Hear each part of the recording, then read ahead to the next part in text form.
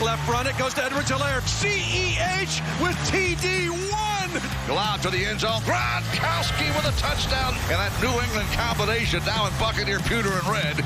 Near side, Tyreek Hill catches the ball at the 5. Touchdown, Kansas City. Patrick Mahomes is carrying him off the field.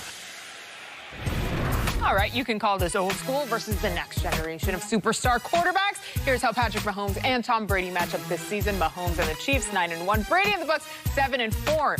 Mahomes has the better completion percentage, more pass yards per game, and a higher passer rating. And Rob and D'Angelo Hall with me now. Y'all have been going in on quarterbacks, so listen, our game of the week features two QBs going in very different directions, guys. Mahomes has Kansas City rolling. Brady and the Bucs, yeah, not so much. D-Hall, it might come down to the Bucs' defense here. How do you contain this Chiefs offense? Well, I tell you what, Coach Bowles is going to have to throw that game plan out that he was using in the first half. When you saw Jared Goff just sit back there and pick apart the Buccaneers defense, man, if I'm Patrick Mahomes, I'm sitting at home like, dude, I think Cooper Kupp is a great player, and I think Robert Woods is one of the most underrated players in the league. But they have nothing on these Kansas City playmakers down the football field and running backs out of the backfield. And so when you think about the way the Bucs were just so off balance with what the Rams were doing, man, and then you give Andy Reid the time to sit there and draw up plays and specifically script where he wants to try to attack this Bucs defense, man, because they show some weaknesses. I know to a man the Bucs defense are very athletic, but they just did not look like they came to play. And I think it's going to be much of the same when you talk about this explosive Chiefs offense and Patrick Mahomes, who's the gunslinger throwing the football. Yeah, I think the Bucs, they need to take a page out of the Las Vegas Raiders defense. They kind of played a little cover 2 man, stayed real deep with the safeties, and got after Patrick Mahomes with their front four. But also they played complementary football and they ran the football. And I think if the Tampa Bay Buccaneers truly took an honest assessment of their offensive line and what they do the best at, running the football, to me, is what this offensive line does better than one-on-one pass pro, especially without their best offensive lineman and Ali Marpet in the lineup being able to pass up those inside games to be able to get to Tom Brady from the inside of the pocket. So if I'm Bruce Arians and Byron Leftwich and Tom Brady, I'm thinking about handing the football off to this guy right here that you see on the screen, Ronald Jones, a little bit more. I know they're only averaging about 98 rushing yards a game, but that's because they only run the ball only 37% of the time.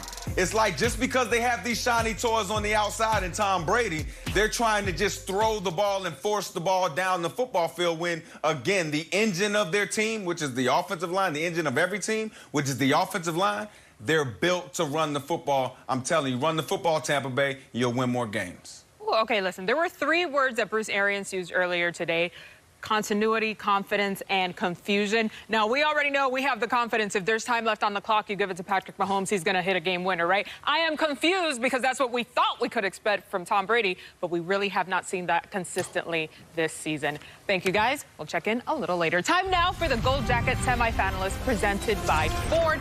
Earlier today, the list of potential Hall of Fame enshrinees got a little smaller. Here's the 2021 Gold Jacket semifinalists. I mean, another absolutely incredible list of legends. A few guys standing out there: Jared Allen, of course, John Lynch, Peyton Manning on the list as well. And the list continues. We got Clay Matthews, Charles Woodson, and Bryant Young. Jared Allen actually reacted to the news a little earlier today. Take a listen. I was cracking up. As soon as I saw it, I was pointing. It was actually, and I was laughing more because I knew the sack would get credited to me. Because Kevin and I had, I think it was a previous game or something. But anyways, Kevin and I were racing to the sideline, running a quarterback out of the sideline one day, and he dove and he was closer. And he got credit for the sack, and I was like, that's BS. So that's why I was cracking up too. I'm like, this dude literally just ran out of the back of the end zone, giving a safety and a sack. And I think Kevin was up on me in the year by like 3 or 4 at the time, and so I picked up a cheap one. And yeah, it was all fun and games, but that's still one that everybody laughs about. Orlovsky. Every time I see him or talk to him, he brings it up. And, yeah, I've never seen it before. I like hitting people, so I wish he would have stood there, at least just, lay down, let me hit him at least. I love that he's talking about sacks, but he's sitting there nice and cozy with his sweater. Congratulations to all the semifinalists. All right, here's the hard truth in Baltimore. Don't worry, it's a tough city. They can take it. No one cares, though, that you're exciting if you're not efficient. And no one cares that you outgain the Steelers if you don't outscore the Steelers. And that's exactly what happened in Week 8. Coming up next, what happens an absolute must-watch there. All right, but on Thursday, we've got 3 good ones on Thanksgiving. Texans at Lions to start you off. Washington at Cowboys, the entree there. And, of course, your nightcap Ravens at Steelers. And we've got you covered starting with Good Morning Football right here on NFL Network. It's a full day lineup. GMFB followed by Game Day Morning, and then 3 scoops of total access to get you through all the way up to after Ravens and Steelers. Ravens looking for some revenge here. Let's take it back to Week 8 with a highlight rewind. Steelers at Ravens. Remember, this was the first meeting between Ben Roethlisberger and Lamar Jackson. So fourth quarter, Steelers were trailing by 3 first and goal. Big Ben to Chase Claypool for the 8-yard touchdown. By the way, Claypool has scored at least 1 touchdown against AFC North rivals this season. So let's fast forward. 5 seconds left in the game now. Ravens trail by 4, 2nd and 10. Lamar Jackson fires one to Willie Snead. Nope. Broken up by Minkah Fitzpatrick. Bye-bye. Steelers, of course, win at 28-24. Lamar had 4 turnovers in this game. So here's a look at the AFC playoff pictures. Ravens in a must-win situation right now. They're sitting outside the playoffs as it stands today. Let's open up the playbook on this one. Who better than our Super Bowl winning coach, Brian Billick, who knows a thing or two, by the way, about coaching in this rivalry, of course. Coach Lamar Jackson is as dynamic as they come, no doubt. But how will the Steelers defend Lamar Thursday night? Yeah, well, to say Lamar Jackson has struggled with the Steelers is an understatement, not only because of the great talent, but schematically, there seems to be times when he's confused about what he's seeing. He's had 5 interceptions in the 2 substantive games that he's played against them. And you can look at the film and see what the Steelers are doing. And it's patent Pittsburgh Steelers. This is just a basic 4-man front, right? But they're going to change it up. They're going to take Williams and walk him up. Obviously, he's going to come. And they're going to drop Dupree out the backside. All right, so in doing this, now it's still just a 4-man rush. You can see Lamar Jackson, he wants to go to that side, but he sees Dupree has dropped off. So that takes him away. Well, I'll just drop it off to the weak side. What he hasn't accounted for was the inside linebacker, Spillane, who has jumped into that vacated zone that Williams had when he stepped up into the rush. Ends up being a pick 6 in the opening series of the game. Now, they're going to take Dupree, put him outside of J.J. Watt, and they're going to drop Highsmith off the other side. So now you drop J.J. Watt. Look at Lamar Jackson. It's like he doesn't recognize the guy's going to drop his feet. He's backpedaling. He wasn't under pressure, and it was a very poor throw. They're going to do the same thing here in the same situation, 4-man rush. This time they're going to bring Dupree on the inside. Now, they end up one-on-one, and, of course, Watt goes to the outside. They end up with Edwards on Dupree. This is just not going to be good, and it ends up with the strip, sack, fumble. So in critical situations, it's the classic Pittsburgh Steelers.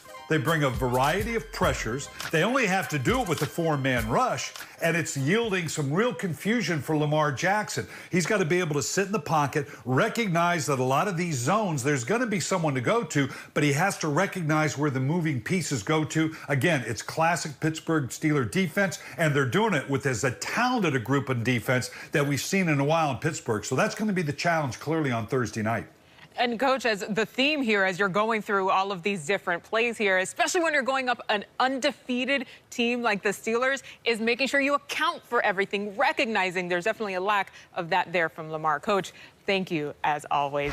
Here's what the rest of the Steelers schedule looks like, though. Week 12, of course, Ravens. Then they've got Washington. Then they visit the Bills on Sunday Night Football, at Bengals for Monday night. Then they have the Colts. And finally, they visit the Browns. MJD, come on in here, because you saw how Coach was breaking down how to defend Lamar Jackson. Let's run through the remainder of the Steelers schedule here, because I want to know if you have them finishing undefeated. Well, MJ, look, I want all the Pittsburgh Steelers fans out there to watch this, because as much hate as I've been getting, it's been crazy. So here we go. Starting off with the Baltimore Ravens. That's going to be a W. Baltimore right now, they have a lot of guys on the COVID list. J.K. Dobbins, Mark Ingram. They're just missing a lot of guys, some staffers. I just think it's on the short week. That's going to be tough, especially with the facility closed. Let's go to the Washington football team. Alex Smith and company, they're doing some good things. But against that defense, I just don't know. And the way Big Ben is slinging the ball around, going empty, I say that's another W there. That should be a dub. No question. Now, the Buffalo Bills, this is going to be a tough one. And I believe in Josh Allen and Stephon Diggs, what they're able to do and the way that defense flies around. Going to Buffalo is going to be tough. The last time they did it, they had Le'Veon Bell. It was a snow game. He ran for, 30 carries, a bunch of yards. I don't know if they can do that, but I believe in that Pittsburgh Steelers defense like Coach Willick talked about and how they're able to affect the game. I think Pittsburgh wins that one. Wow. Next, the Cincinnati Bengals. You just go ahead and put a W up there. They, right now we're running with a backup quarterback. It's rough. Times are rough. This is going to be the Bills and the Colts are going to be two games that they're going to have to really put their best foot forward. Now, and I believe the Colts and that defense and what they're able to do playing cover two. I want to see how Big Ben does it. And can Phillip Rivers really do well? And the reason I'm going to give the Pittsburgh Steelers the edge here is because they have the #1 defense. They find ways to get sacks, turnovers. Minkah Fitzpatrick